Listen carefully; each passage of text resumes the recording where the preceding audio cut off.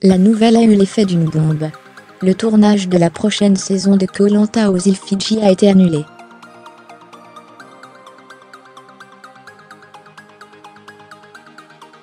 Candide Renard accuse DJ d'agression sexuelle. Depuis, les deux candidats sont rentrés en France.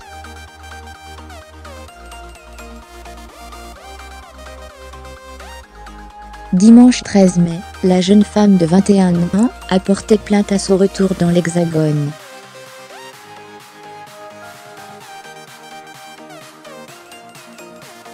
DJ est arrivé à bord d'un autre appareil ce lundi 14 mai. Accueilli par les policiers à l'aéroport, le candidat a été placé en garde à vue, puis relâché quelques heures plus tard.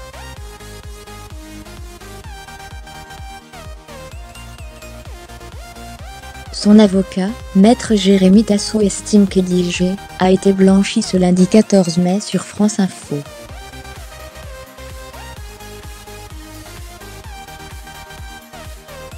Mon client a retrouvé la liberté, sans qu'il y ait la moindre poursuite à son égard.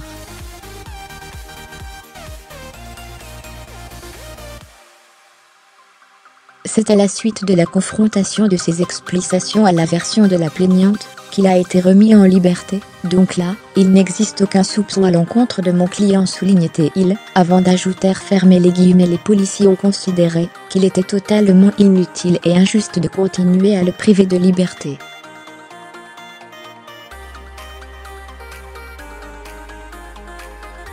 C'est un signe qu'ils envoient notamment aux médias et au public, pour dire qu'il ne faut pas soupçonner mon client d'avoir commis la moindre infraction.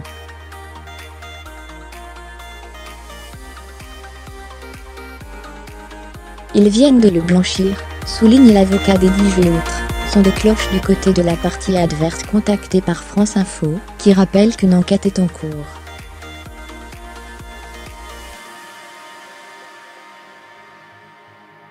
Elle n'appartient pas à Candide Renard de commentaire, la procédure pénale en cours.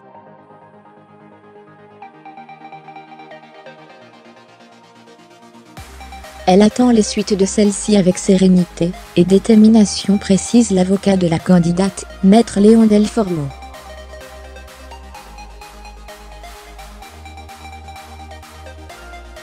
DJ a toujours nié les faits qui lui sont reprochés. L'enquête se poursuit et des témoins devraient être entendus dans les prochaines heures.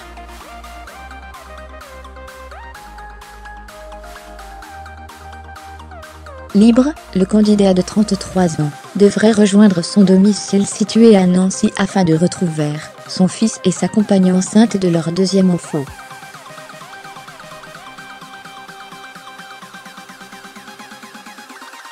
Crédit photo, Starface.